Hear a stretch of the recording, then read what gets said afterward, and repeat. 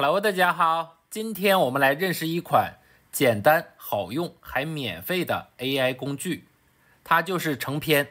看完它的特点后，你可能都不会相信，这居然是来自那家大厂的产品。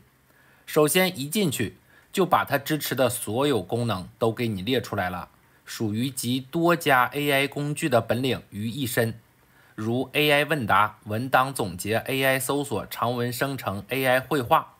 搞学术会用到的查重、生成参考、文本校对、图表制作、格式整理也支持。未来呢还会上线 AI PPT、AI 思维导图、AI 漫画、AI 有声画本等服务。相信不久的未来肯定会提供会员服务了，但现在你完全免费就可以使用这些功能，而且这些功能也不是凑数的，很多人肯定更在意质量和体验。那绝对和同类产品不相上下的，如资料搜索就可以和 Kimi 不相上下，支持学术搜索和全网搜索。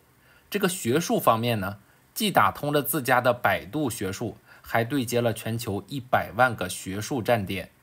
长文写作呢，最高能生成10万字，直接输入标题即可，或者用它给你准备的论文和报告模式。文档总结支持10多个常用格式，文件大小限制在200兆以内，支持批量上传，也可以粘贴网址进行总结，最高支持100条批量总结。可以说各方面的功能都诚意满满了。如果你刚好需要一款免费还能解决你多方面需求的 AI 工具，那这款工具绝对值得一试。各大手机和 PC 的系统都有客户端，直接搜索下载即可。好了，就给大家介绍到这里吧。由于无知是多平台发布，可在视频简介处或者私信中发送关键字资源，按发布日期获取本期分享。如果视频对你有帮助，记得转发支持。我们下期再见。